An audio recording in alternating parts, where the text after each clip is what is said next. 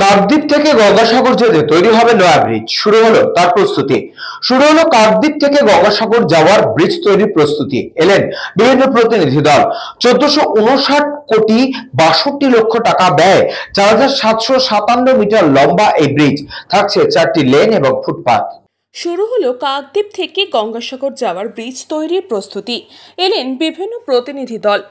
1459 কোটি 62 লক্ষ টাকা ব্যয়ে 4757 মিটার লম্বা এই ব্রিজ। থাকছে 4টি লেন এবং ফুটপাত। দুই দিকে গাড়ি চলাচলের রাস্তা থাকছে 8 মিটার চওড়া। ফুটপাত হবে 1.5 মিটার চওড়া। আগামী 4 বছরের মধ্যেই এই সেতুর কাজ শেষ হবে, জানিয়েছেন সুন্দরবন উন্নয়ন মন্ত্রী বঙ্কিম হাজরা। উল্লেখ্য, আজ থেকেই এই সেতু তৈরির কাজ শুরু হবে। সংস্থার আধিকারিকরা আজ সকাল থেকে কাকদ্বীপ এবং কচুবেড়িয়া এলাকায় ব্রিজ প্রস্তুতির সমস্ত জিনিস খুঁটিনাটি খতিয়ে দেখেছেন।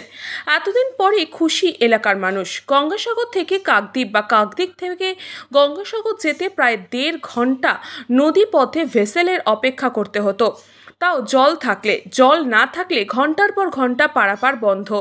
যাত্রী থেকে তীর্থযাত্রী পড়তে হতো মহা সমস্যায়। সেই সমস্যার কথা চিন্তা করেই মুখ্যমন্ত্রী মমতা বন্দ্যোপাধ্যায়ের কোটি কোটি টাকা ব্যয়ে এই সেতু তৈরির ঘোষণা করেছিলেন, আর তারপরেই শুরু হয়েছে সেই কাজ।